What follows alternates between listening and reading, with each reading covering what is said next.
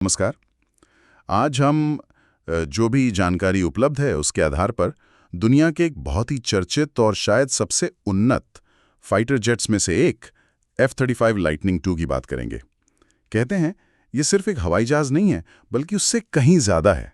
देखते हैं, समझने की कोशिश करते हैं। बिल्कुल। F-35 जिसे लॉकहीड मार्टिन ने बनाया है जॉइंट स्ट्राइक फाइटर प्रोग्राम के तहत, ये वाकई कई मायनों में बिल्कुल अलग है। हाँ, पहली चीज़ जो शायद सबसे ज़्यादा चर्चा में रहती है वो है इसकी स्टेल्थ कैपेबिलिटी, मतलब रडार से छिपने की इसकी जो खूबी है। अच्छा। इसका डिज़ाइन ऐसा है कि दुश्मन के रडार पर ये कहते हैं एक छोटी सी चिड़िया जितना ही नज़र आता है। बस इतना छोटा? जी, और हथियार वगैरह सब अंदर छुपे होते हैं इंटरनल बेस में, ताकि बाहर से सतह बिल्कुल सपाट रहे, रडार वेव्स को ज़्यादा रिफ्लेक्ट ना करे। ठीक है, अदृश्य होना तो समझ आता है, पर आजकल लड़ाई सिर्फ छिपने की तो है नहीं। चारों तरफ क्या हो रहा है ये जानना भी तो जरूरी है। वो कैसे करता है ये? यहीं पे वो सेंसर फ्यूजन वाली बात आती होगी। हाँ, बिल्कुल सही। और यही वो चीज है जो इसे 5th जेन यानी 5वीं पीढ़ी का विमान बनाती है। अच्छा।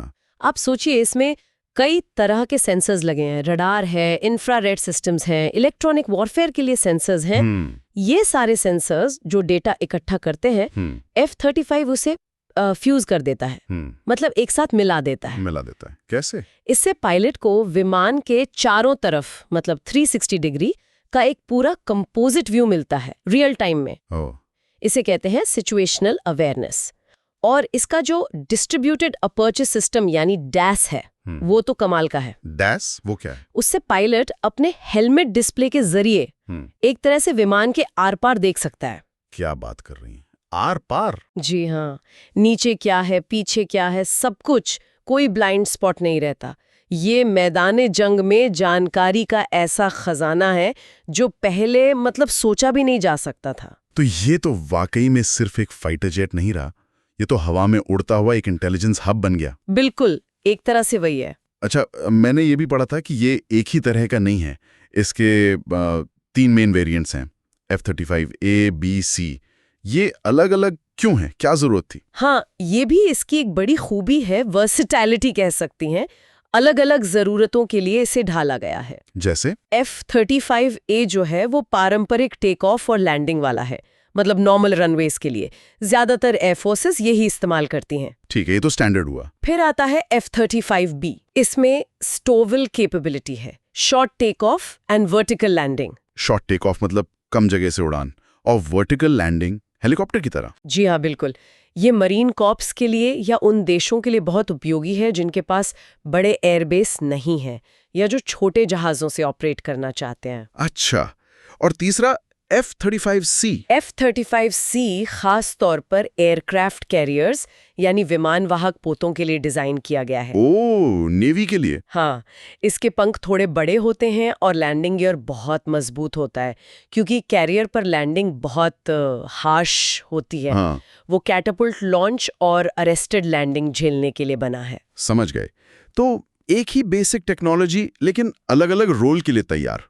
और ये सिर्फ अमेरिका के पास नहीं है, कई सारे देश इस्तेमाल कर रहे हैं। जी हाँ, बिल्कुल। ये एक बड़ा इंटरनेशनल प्रोग्राम रहा है।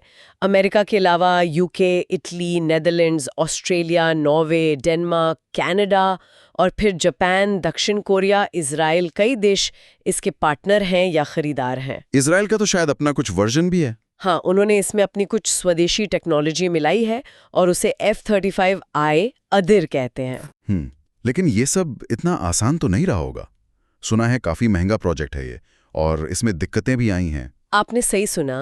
देखिए, इतनी एडवांस टेक्नोलॉजी है तो चुनौतियां तो आनी ही थीं, और जो जानकारी उपलब्ध है वो यही बताती है इसकी कॉस्ट वो बहुत ही ज्यादा रही है।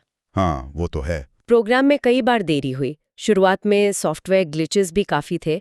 इन सब पर काफी बहस और आलोचना भी हुई है। तो क्या अब ये सब ठीक हो गया है?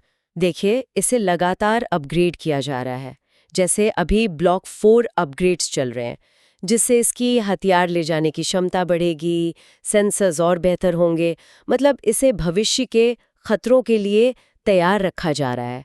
और आगे चलकर इसे ड्रोन्स के साथ टीम बनाकर काम करने लायक बनाने पर भी काफ़ी जोर है। अच्छा, मानव रहित विमानों के साथ। जी। तो संक्षेप में कहें तो ये एक बेहद जटिल, महंगा पर साथ ही साथ अभूतपूर्व क्षमताओं वाला एक पूरा सिस्टम है, सिर्फ एक जेट नहीं। सही कहा आपने।